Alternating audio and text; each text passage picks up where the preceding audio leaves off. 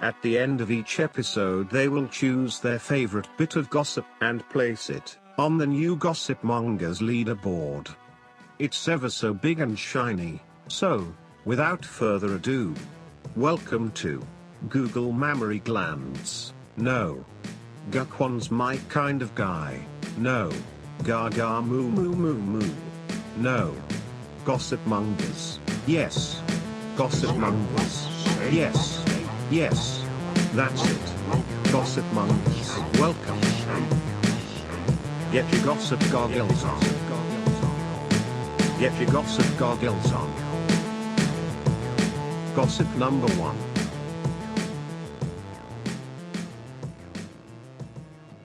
1. Right. This is from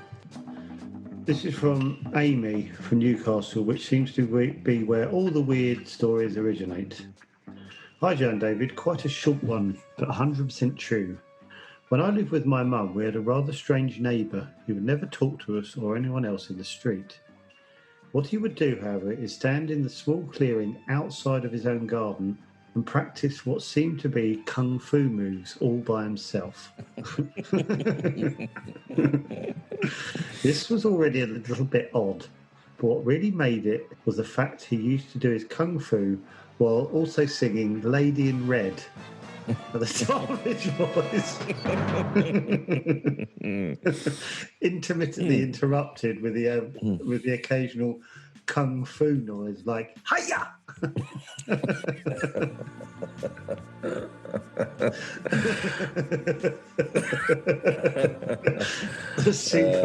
What a superb visual. Yeah. This was a daily occurrence for a whole summer. Sometimes he would sing Eye of the Tiger as well, but Lady in Red seemed to be his favourite. We used to stand in the upstairs bedroom watching him out the window, absolutely pissing ourselves laughing at him. We haven't seen him for years now because his wife/girlfriend kicked him out. Maybe not a martial arts fan then. Hope you find this funny. All the best. Thanks, Amy. Lady in Red. Hiya! Yeah. Dancing with me.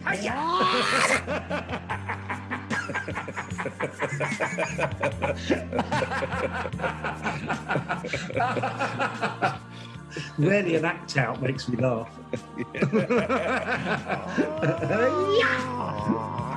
I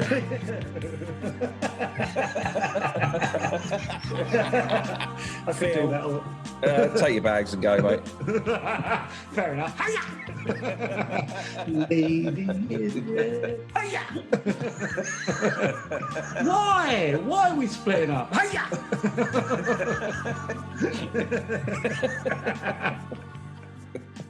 Oh dear. Oh, lovely. Thank you, Amy.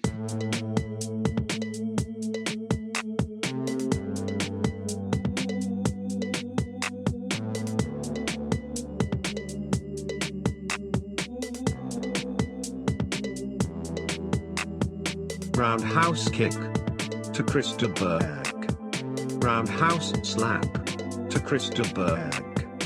Flying twist and punch to Krista Burgh. Krista Burgh. Gossip number 2. Hi. This gossip regards my secondary school in Northamptonshire around 10 years ago. When I was in year 7, I had a science teacher I'll call Dr. Davidson. Dr. Davidson. I'll call Dr. Davidson. Yeah. He's made that name up. Yeah. Dr. Davidson. He was a short, fat, eccentric white man who once proclaimed he had the body of a god. He spoke a bit like a northern sugar puff monster. Some days he was hilarious and engaging. Others, he was moody and scary. My aunt, who also worked at the school, said she sat next to him once at a teacher training day where he told her he moonlighted as a bouncer.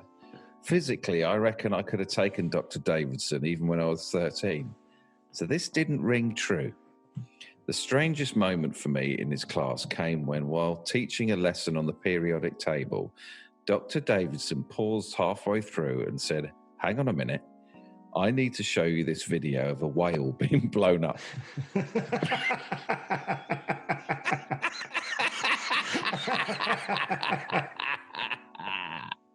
I'll be honest with you, I started to zone out and that pulled me right back in. I saw the title of this, so I stuck with it. I was zoning out. I literally didn't hear 30 seconds before that. So I don't know the context, and I'm still won over. He then went to his laptop and found an online video of a news report where, in order to get a beached whale back into the sea, the local council had rigged it with dynamite. When they detonated it, instead of pushing the whale back into the sea, the dynamite blew up the whale and the reporter was showered in whale blubber and organs. Right. I know this video, and they were never doing it to move him. They were doing it to break up the body parts. They didn't Dr. do it Davidson laughed maniacally at the video and then returned to teaching us about the periodic table as per. I left the school in year 8, but my aunt continued to work there for a few more years, and she told me he eventually quit after the school found out he had faked his doctorate. I don't know where he is now, but I remember those science classes to this day. Fantastic. Really enjoyed that. I did. Oh, God, I totally zoned out, though. Yeah, I knew you were, but I knew the title of it. Dr. Davidson and the blown up whale.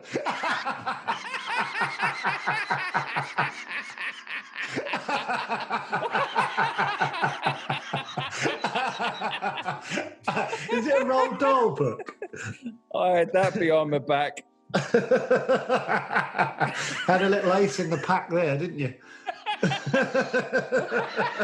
It's David Walliams' new book.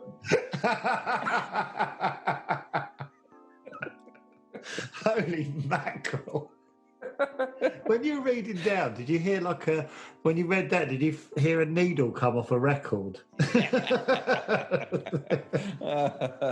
Screeching I knew it was going to be something good. Not being funny. If you start with that, it doesn't make us laugh. Fucking hell. That's like the trailer of a film, isn't it? Like all the best bits in the title, Yeah. Put this amazing bit of the film in the trailer. Yeah, I had to make a decision there whether to reveal it up top or whether to... God, you rolled the dice correctly there. Yeah. Wowzers. Let's read it again. What was it again? Dr. Davidson and the blown up whale. Funny the second time. Rarely a title to an email can be funny twice. What's amazing is Dr. Davison is made up. That's the made up bit. Yeah, exactly. I like it. Oh, hang on a minute. I've got something to show you. When's a convenient time to show you a video of a whale being blown up? Dr. Davidson. And there, and there, and there, and there. Blown up whale. Blown up whale. Blown up whale.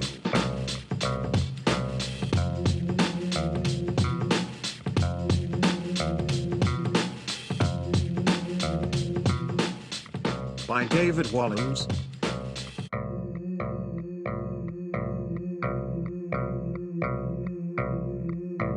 Gossip number 3. Right. This is from Jordan. Hi guys, big fan of podcasts. Whether this makes it all the way or not, I hope you enjoy it.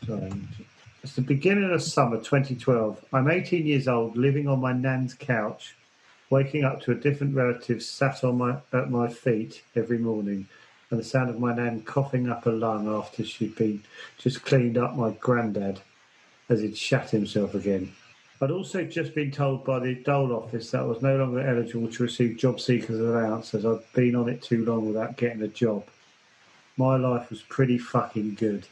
After telling one of my friends about the job seekers, he spoke to his dad, we'll call him Daryl, who had recently started up a window cleaning business, and he offered to take me on part-time. Finally, things were looking up until I've been working with my dad's mate Daryl for a few weeks now, and one of the first things he told me as a window cleaner was that if I needed a piss, just go in a bucket in the back of the van and pour it away afterwards. So we were doing a job cleaning this house windows inside and out. Daryl's round the back of the house. I'm at the front.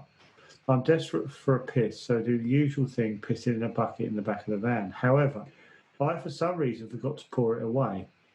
I finished up the front of the house and made my way to the back where Daryl was cleaning the conservatory roof by hand with a bucket and sponge. He had mistaken my bucket of yellow piss for a bucket of soapy water. Not knowing whether or not to tell him and holding back the tears of laughter, I asked him how much more he needed to do, to which he replied, "This is the last bit now, I've already done the inside." He'd cleaned the whole conservatory inside and out with my piss.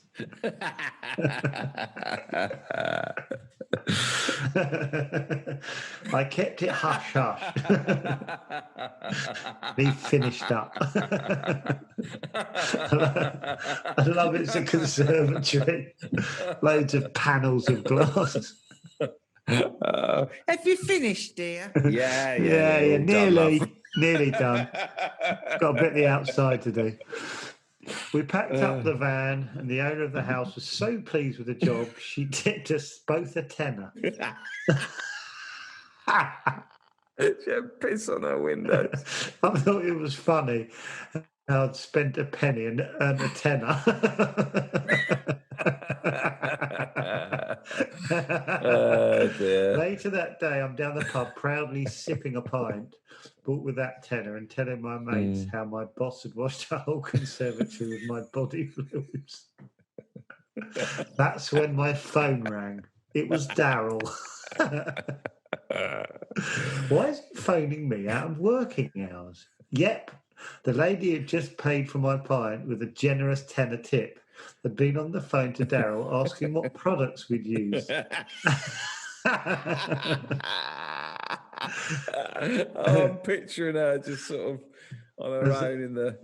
As the whole house now stunk of urine.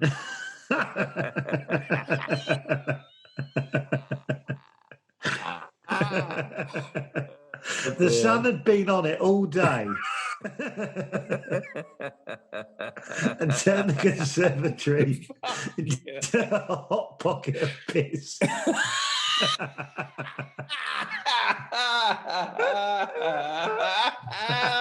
Oh, she's really confused.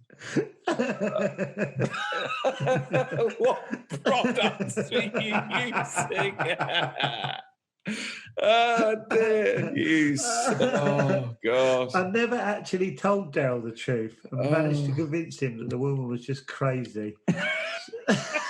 I'll leave her, mate. She's fucking nuts. She's mental. Knew it the first time I saw her.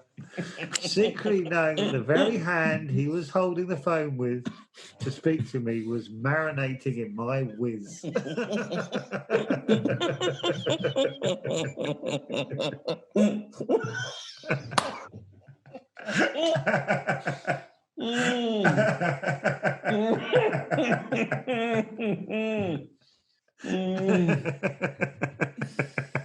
What a way to end an email. Marinating in my whiz. Oh, fucking dear. What a wonderful story. Oh, God. Piss. Your nan's bungalow smells of piss.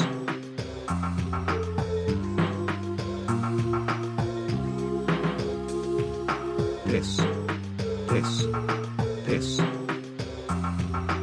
Your nan's bungalow smells of piss. More than usual.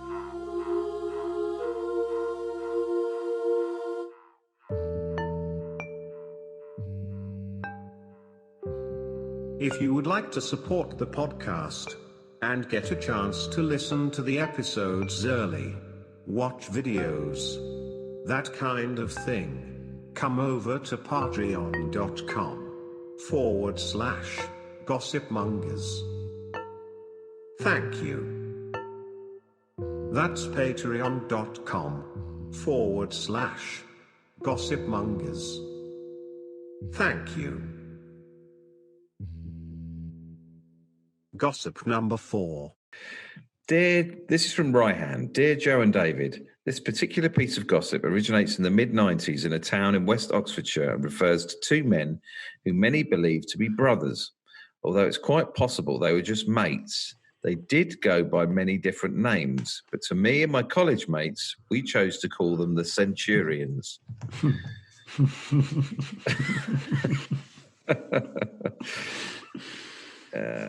It is firstly important to provide you with an image of these men. Yes, please. We're both circa mid to late 30s and both resembled dishevelled men who clearly had either a career in IT or an uncomfortable, filthy hobby in IT. Their attire was almost matching, where they were both dressed in dark blue denim jeans and black leather jackets. Although to distinguish one from another, one would wear a red t-shirt and the other a blue one. 5'7" versions of Michael Knight. Is that Knight Rider, isn't it? Yeah. Now, during the 90s, it was a common sight to see these two blokes pull up to a Waitrose car park in their Ford Capri and walk side by side. It's a good image. Yeah. It's amazing how bollicles happen, but I'm sort of in. Yeah, I like the idea of the image of them getting out the Capri. Walked side by side until such time they entered the entrance to the promenade. They entered the entrance. At this point, without fail, they would separate and then wander on their own around the town, only to then reconvene several hours later, where they would then join the return. It's a brilliant image. I really want to try and write this show. Also, I'm like, what the fuck? How can this be gossip? We don't know yet. It's just setting the scene. Okay. I'm absolutely fine if that's it. I've got an image of them going in completely opposite direction. Yeah. Yeah, they don't even say goodbye. They know what they're doing. They'll be back in 7 hours. And then separate quickly and go on. Right, where is it? I'm really enjoying this. At this point, without fail, they would separate and then wander on their own around the town, only to then reconvene several hours later, where they would then jointly return to the car and disappear to wherever they came from. God, they're rubbish. Whilst as a single act, it's possible to accept that this could be deemed as acceptable. The thing that confused the fuck out of everyone, though, was that they did this every day. We just went to work.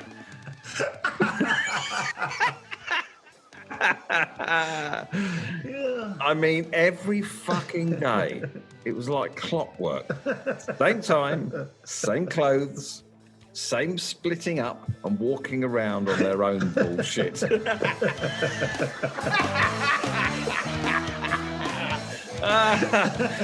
One of my favourites of this series. And others. Yeah. What makes this even worse is that they never ever bought anything. This became quite an unhealthy obsession with me and my mates. So much so that while studying our media studies A-level, instead of hiring what was a massive video camera to work on our projects, we decided it'd be more fun to follow these guys around town, filming them to try and find out what they were really doing. Like some kind of Cook report investigation expose. In truth, we didn't really get any concrete evidence. The only bit of coverage that we mustered was filming the one who wore the blue T-shirt through the library window. And it wasn't very covert, as it resulted in one of my mates banging on the window furiously at him, shouting, "Oi, Centurion! Oi, Centurion!" which the bloke ignored. We then went for the direct approach on the red T-shirt one, where we took the camera right up into his face and asked him who he was. He was quite rude and just said, "Not today, thank you." I cannot emphasize enough that these two guys did this for about 3 years constantly. And then they just disappeared. And their car broke down. On one of the final times of seeing them, it looked like they had recruited a new member who again wore dark blue jeans, black leather jacket, and again, to be different, this one had a green T-shirt. Like Rod, Jane and Freddie. They're training him how to do it. Oh, no, shit. I think I pulled a muscle. Right, you just do a left here and then come back in 7 hours.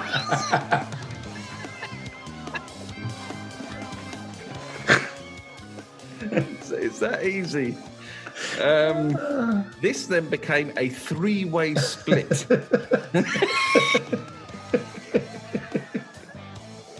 Admittedly, this was seemingly a one-off. It did raise questions about how he was recruited and why.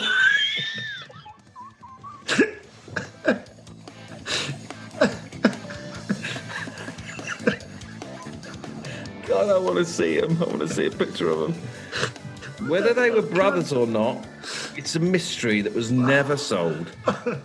As for the name Centurians, this came about from both the Romanesque initials side-by-side marching and securing the town, and a shit 1980s cartoon where they had different coloured outfits. To this day, nobody knows what they were doing. Were they brothers? Were they mates? Why did they separate? Who the fuck were these guys? Anyway, in providing you with this shit piece of gossip, I would also welcome any thoughts that you might have as to what the fuck was going on. This is 100% true. Sincerely, Brian. If you've made it up, you're fucking insane.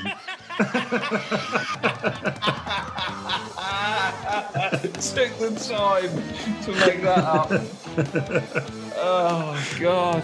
I think that's one of my all-time favourites. It's brilliant. It's so weird. Oh, it's wonderful.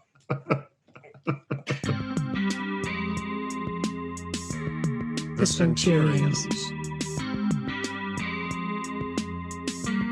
The Centurions.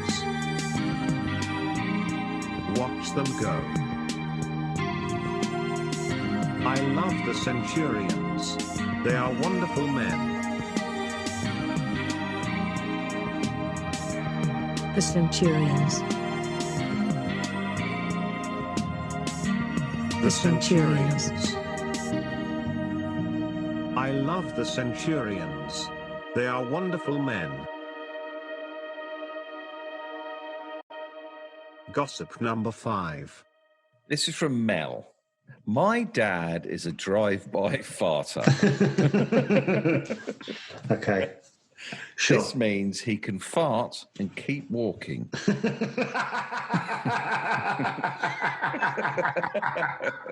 think I can do that. Just comes out. His face will show no signs of it happening.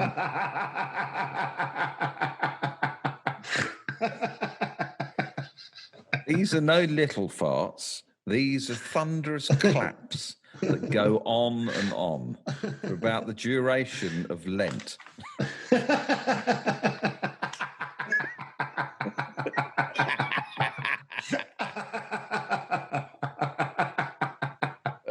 with a few squeaky brakes. Anyway, one day my dad, mum and sister were walking out of a pub and walking through the little porch bit. Well, he started to fart. It sounded like a trap door opening or the door of a haunted house. And slowly but surely started to destroy his arsehole. There was a woman and man behind us. The woman began slapping and punching the man with her and calling him a dirty bastard.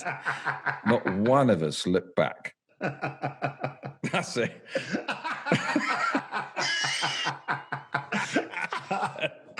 Oh, God.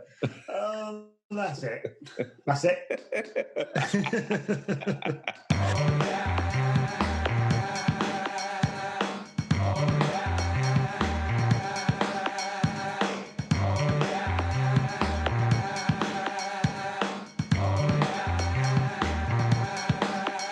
I'm a drive-by farter. And I fart where I choose. I'm a drive-by farter. I've got nothing to lose. I'm a middle-aged dad. And I've basically given up.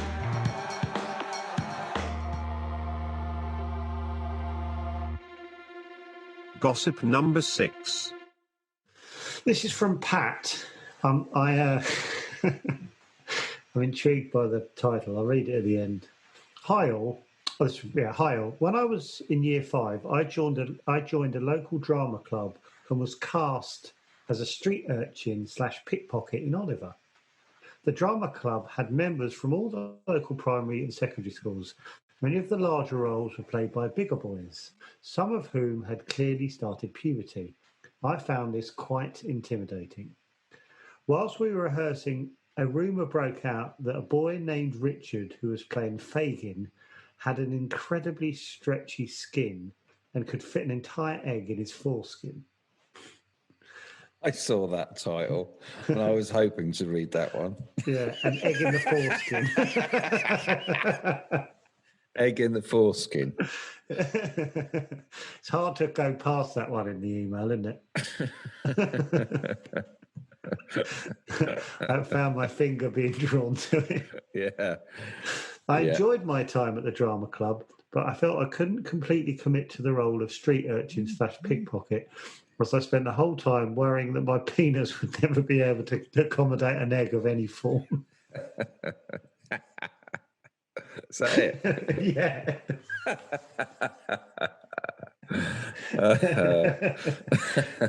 You had me. I'm seeing what are the eggs that are just? I know the answer to this. Like just a white boiled one. I think chicken egg. No, one without the skin, without the shell. Well, boiled egg. Yeah, boiled egg. Yeah. How could you not know what fucking boiled egg is? I don't know. What's an egg without the skin? One, it's a shell, and two, it's just simply being boiled. Well, that's what I'm imagining up his cock. Get it out of your head. Let's get on with this fucking podcast. Oh, dear.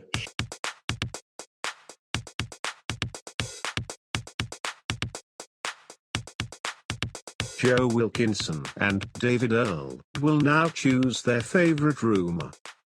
Right, the top 5 for this episode is...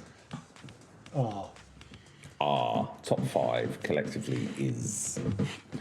Correct. Sorry, edit my correction out. Number 1, Kung Fu Christopher. Number 2, Conservatory Piss Windows. Number 3, The Centurions. Oh, my. Number 4, Dr. Davidson and the Blown Up Whale. And number 5, My Dad's a Drive-By Farter. I think you should name all of them. You're much better at naming them than me. No, thanks. Yeah, you don't know what that means to me. Next to nothing. I know they're superb, but I know. Yeah, I do as well. I think that's one of our best ever top 5s, but I still know exactly who I want. Okay, so should we say after 5? After 5. 5? After 15. After we're doing 3. after 3. 1, 2, 2, 3. The Centurions. Centurion. Yes. Yeah. Congratulations, the Centurions. Yeah, easy You winner. go into the knockout stage, see if you win the big prize at the end of the year. Right, you're going to pop him into Yeah, the... so I've got the Centurions here, just rolling it up, popping it into the tube. There she goes. Oh, wow. Wow. Around the room. Long Never get bored of tube. watching this. No, I love it. Wow, at the end and into the knockout stage, the Centurions. Well done, played. Centurion. Bloody hell. Well deserved. Oh, well. The Usain Bolt of gossips, that was to me. Yeah. What do you mean? Don't know. Over 6'4". All right, okay. Okay, all right. Thank you, everyone, for listening. So to everyone for this thing. Bye. Bye.